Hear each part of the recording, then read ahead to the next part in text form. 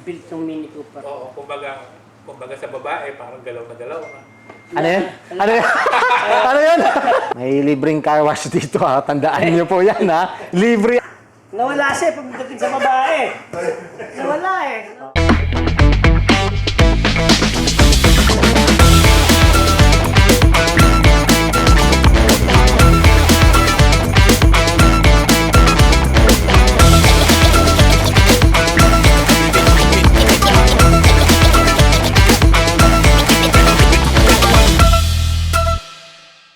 Bagong adlaw, bagong storya. Okay mga bulero, so welcome back and we are now here in front of Mickey's Lifestyle. Kasama natin si Sir Zing.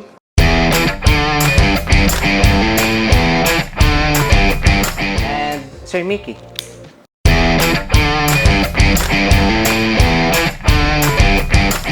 So ngayon, malalaman natin kung bakit Zing and Mickey.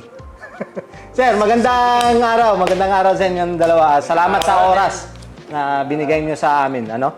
Okay, alam ko hindi Mickey pangalan niyo, sir. Bakit Mickey yung pinangalan sa or Ottoman ba? Anong meron sa Mickey na word? Actually, yung Mickey is yun yung name ko sa Facebook. Dati pa. Ngayon, yung lifestyle, kaya naging lifestyle is ang target ko talaga noon is magbukas ng negosyo dito sa Dera. Isang warehouse siya na lalagyan ko siya ng mga booth na kainan. Okay. Like night market. Oh. Parang gano'n siya na pwedeng ipasok yung kotse, mag-sounds ka ron. As in, lifestyle na nandun lahat. Merong barbero, merong... Parang yung bike. style ng Last Exit. Pero isang warehouse siya, close. But then, gusto kong makita yung market kung nandiyan pa yung dating tropa kasi medyo naglaylo ko dahil nag-focus ako sa trabaho. So, Okay. nung bubuksan ko siya, merong garage dito na pinagpagawaan ko ng Mini Cooper ko para iso-show ko siya para makita ko nandun pa yung tropa. Ayun, hanggang sa nag-share ako dun sa garage. But then for 2 years, and then I decided to build my own. Eh, yung Mickey's Lifestyle, nandoon na.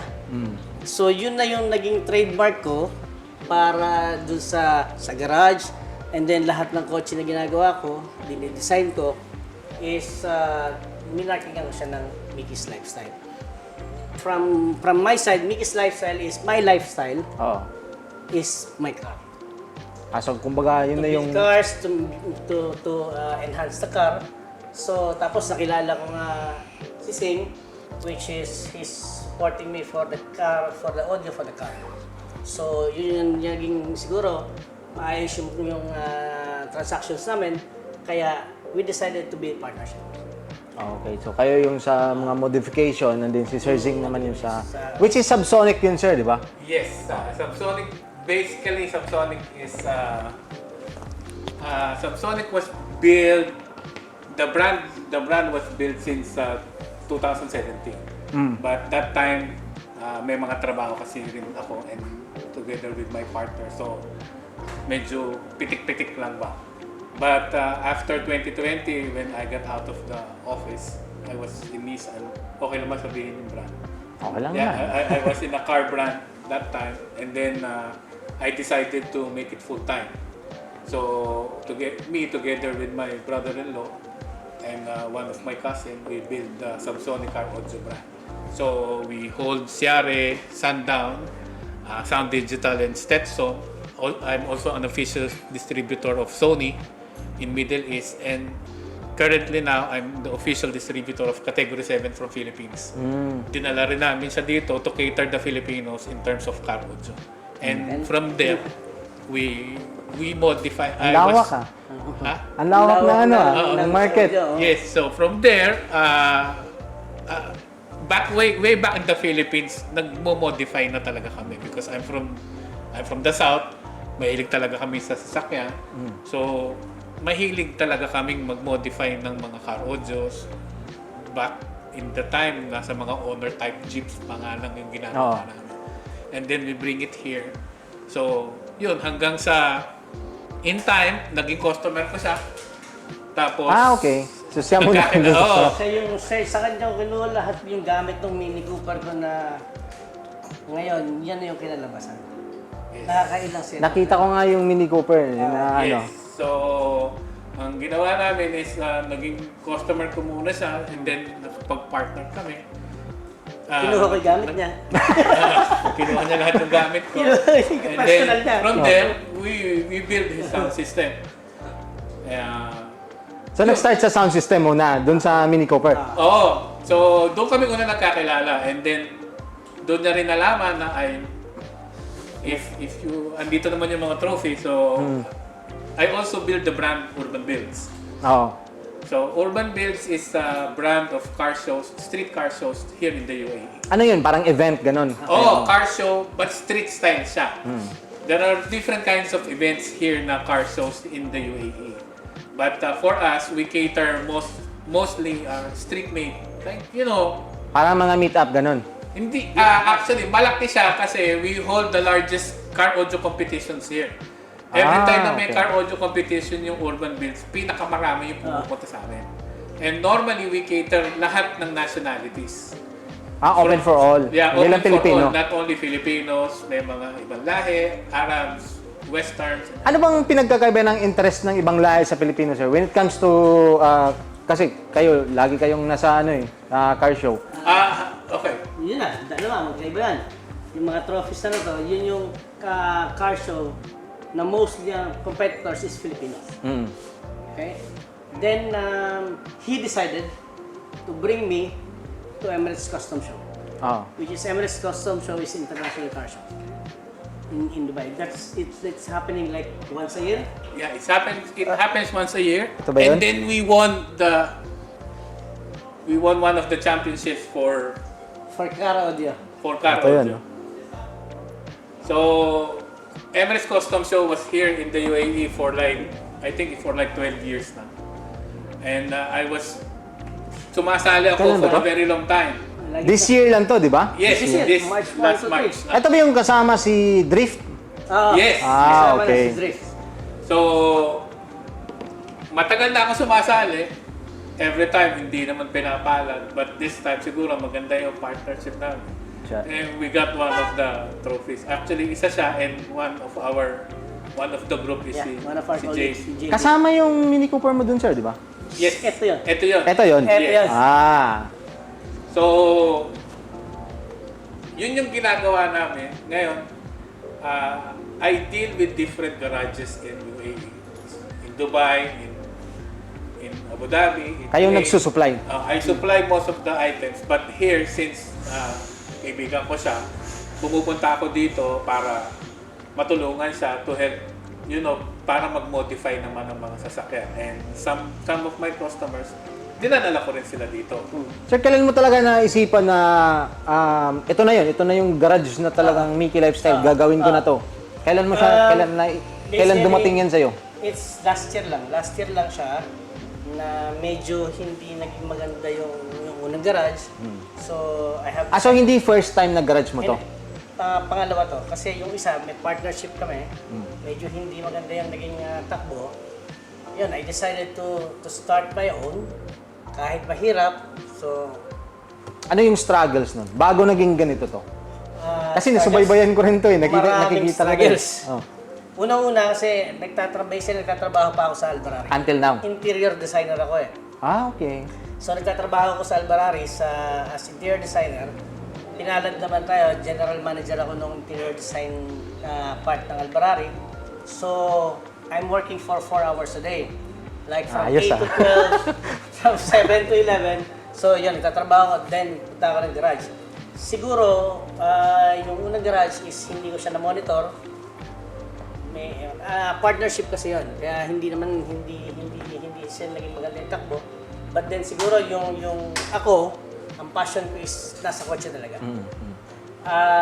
Tsaka yung nakita ko dun sa takbo ng garage is, yun lang, gusto ko baguhin.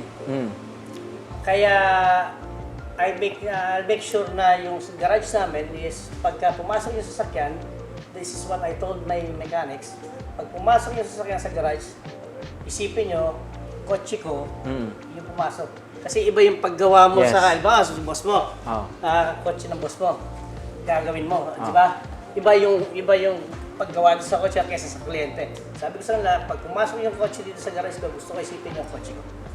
And one thing siguro na naging diferensya ng Mickey's Lifestyle is we want to bring the level of Filipinos up, especially in international competitions. Kasi there's always a feeling in Filipinos na kapag international kasi na yung nilalaro ng car show, meron agad na may takot na baka hindi manalo or baka hindi sapat yung bids for international car show.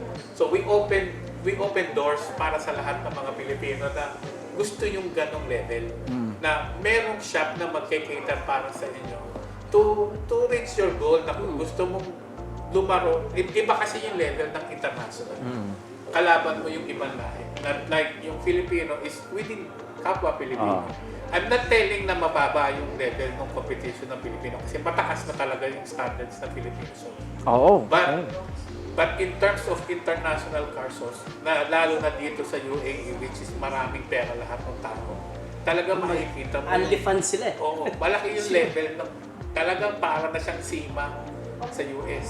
Bakit ba sa nakikita ko ngayon kasi ang dami-dami ng mga Filipino car owner, bakit lagi silang nagpapa-modify? Ano ba ang impact nun sa personalidad ng isang car owner or driver?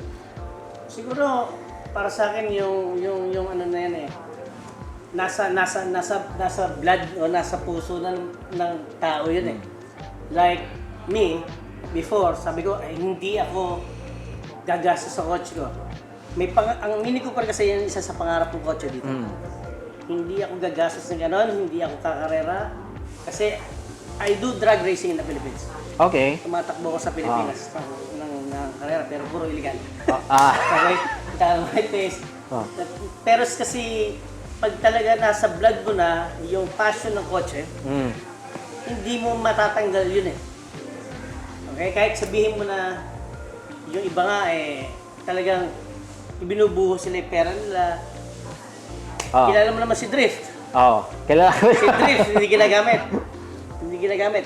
Pero continuous ang modification. Yes. So, Yeah, and also, kasi siguro, di ba, lahat naman tayo, hindi tayo taga dito. Yes. As OFWs, naandun yung konting lungkot na wala sa Pilipinas. So, it's another way of parang nagiging happy sa Dinadivert na lang yung ano. As lalaki, and then you become a car guy. So, hindi ka naman makukontento na nagdadrive ka lang. So, Tama. it's in the blood of every guy na parang gusto kong magdagdag nito para mas magandang tingnan. Never mas ending? pogi. Kumbaga, the more pogi, the more, parang nasasatisfy ka on your own self na nawawala yung lungkot mo na malayo ka sa Pilipinas.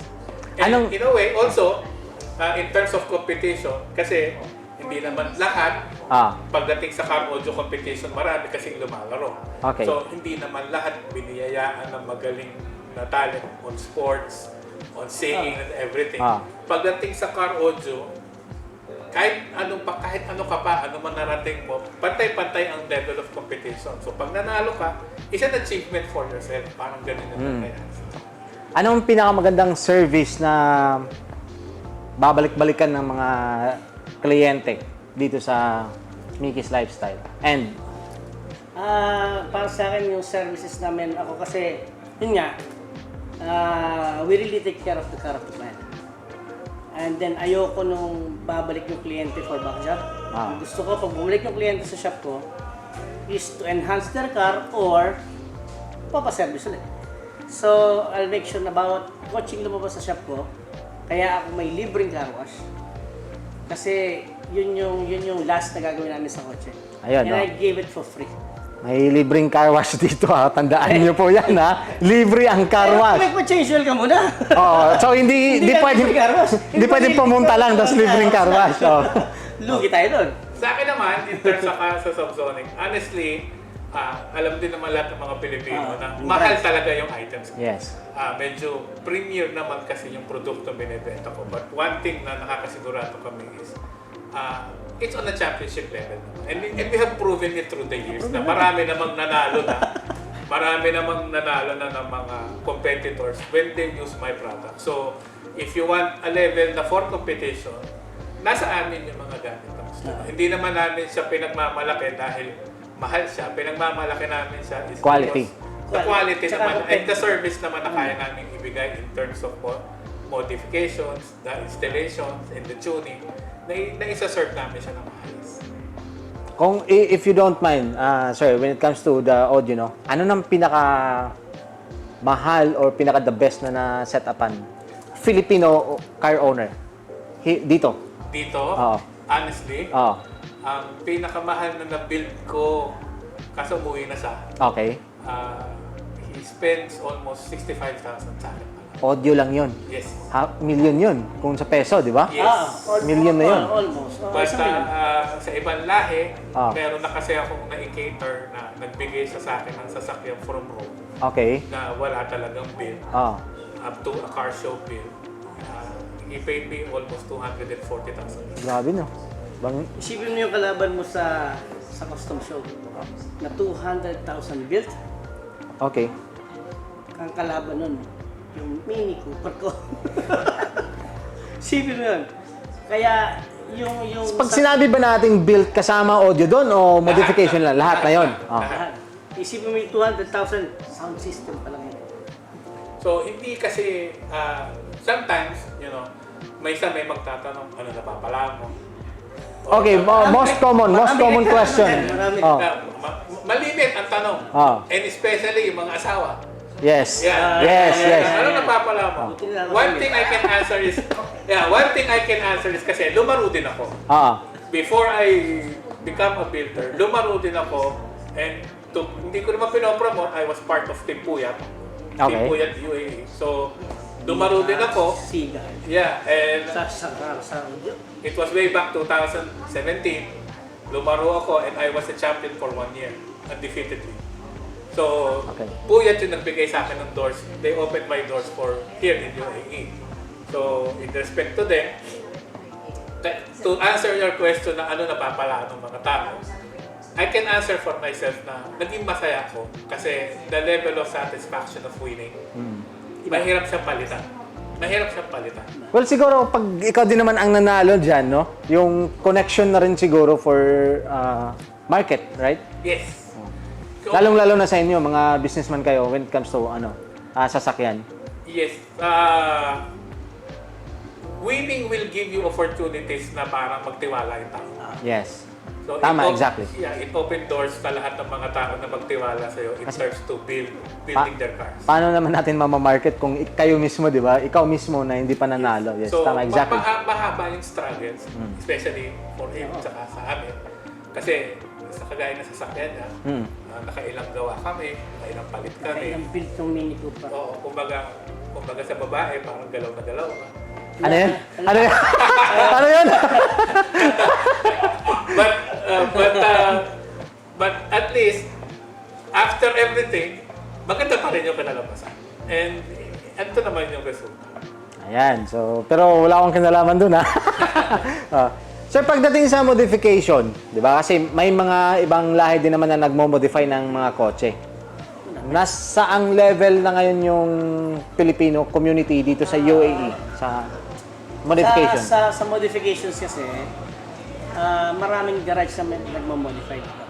Meron garage dito na yung puro ibang lahi yung ginagawa nila. Customers Pero nila. if you go there, makikita mo ang nagmamodify, Filipino. Kabayan. Kabayan!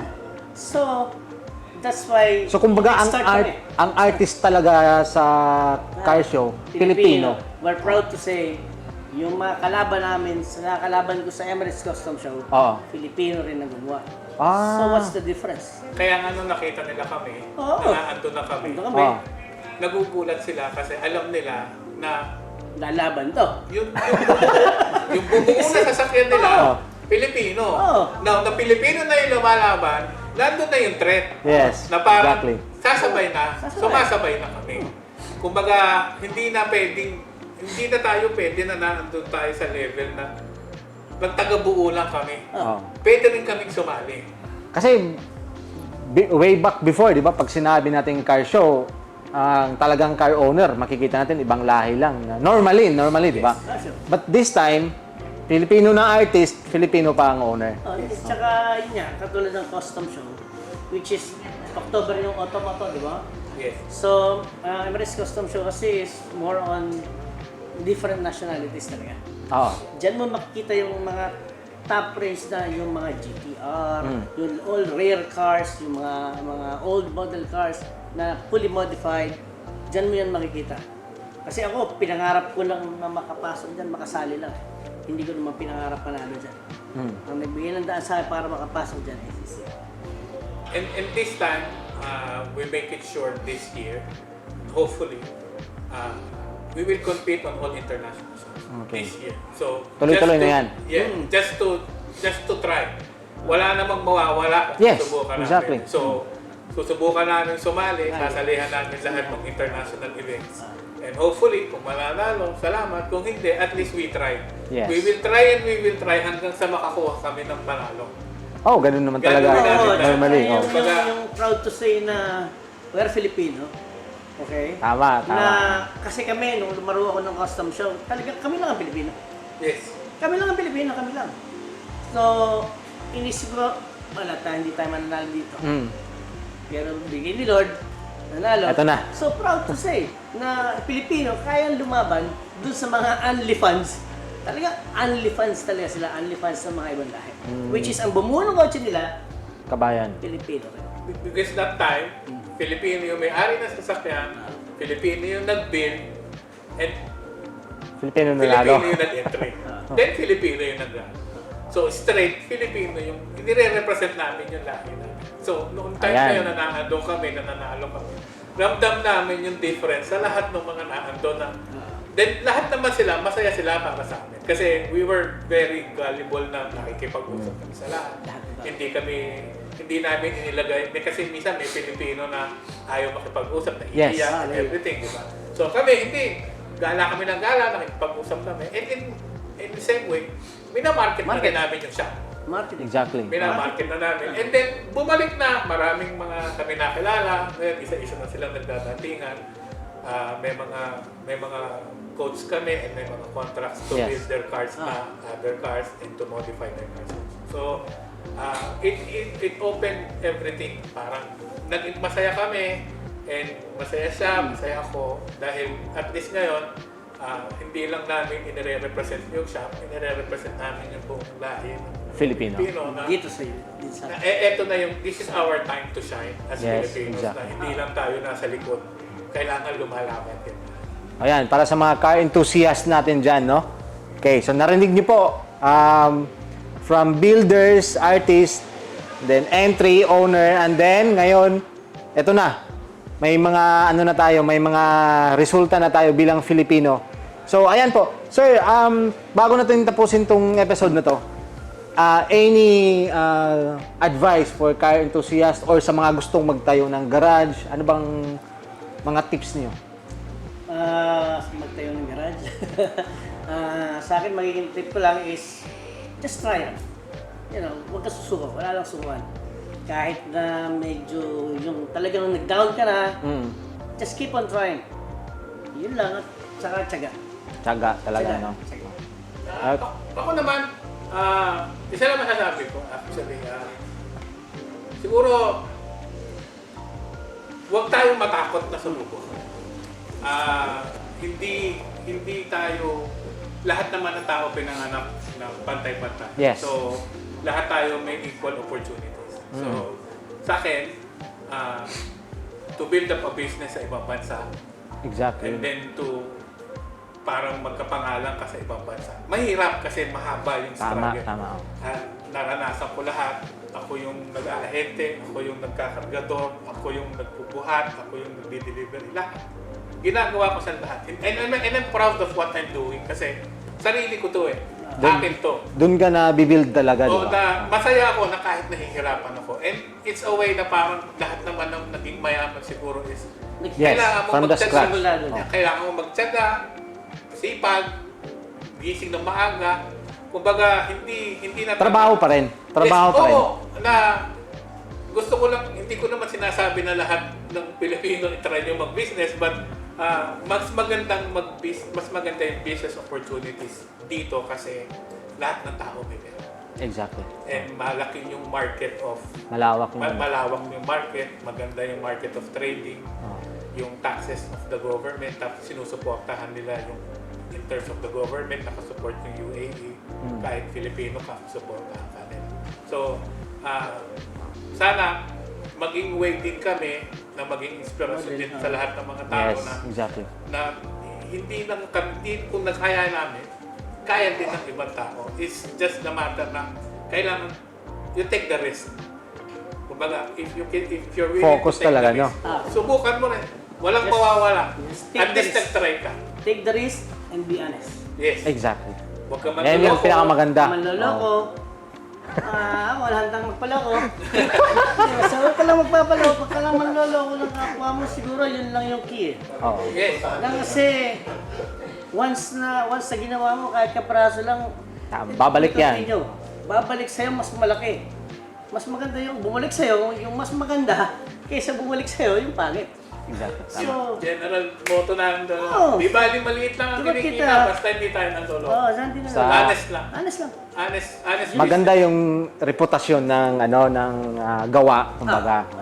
Para yung tao may which is para naman sa lahat ng mga kahit sa trabaho, 'di ba? Pag honest ka sa trabaho mo, pag maganda yung gawa mo, na-appreciate ka ng amo, ng may-ari, ay how much more kung negosyo mo na mismo, 'di ba? So, talagang babalik at babalik yung mga kliyente kung ito yung motto mo sa buhay sa pagnenegosyo. Mayroon bang promotion event na gagawin ang Mickey's Lifestyle or Subsonic? Currently, hindi naman na pwede i-promote dahil hindi pa confirmed. Okay. Pero So, plans. We'll have plans. ako na lang, I'll just promote. You can follow my page on Subsonic. On Facebook, it's Urban Builds UAE. Urban Builds. Yeah, in Instagram, it's Urban Builds UAE also. And in terms of car audio, our official page is Subsonic Car Audio in Facebook, and in Instagram is Subsonic Audio. You can like the page, and we also have a website, subsonicaudio.ae. All the inquiries are there, and you can check us out in Mickey's Lifestyle. And anything na gusto nyong i-inquire sa amin, we will cater everybody. Aside sa branch na to, sir, may plano ka bang mag-open pa ng extension? Di mo. Hindi muna, siguro mag-focus muna dito. Iayos muna namin ng mabuti to. Kaya nga, basta kasi ang goal ko is to have the shop a one-stop shop. Okay, so maraming salamat mga bolero. Okay, narinig na po natin yung owner mismo ng Mickey's Lifestyle Ottoman Garage, and then si sir po ng Subsonic, Sir Zing. Okay? Zing and then Mickey. Okay, merong mga real name to, pero hindi ko alam. Tago ko na lang. Sabi nila may mga ano yan, pang-professional yun. Pang-bar lang yan. Pang-bar lang ba? Alright, so maraming salamat, and sa susunod na episode natin, so ito ang Bolero.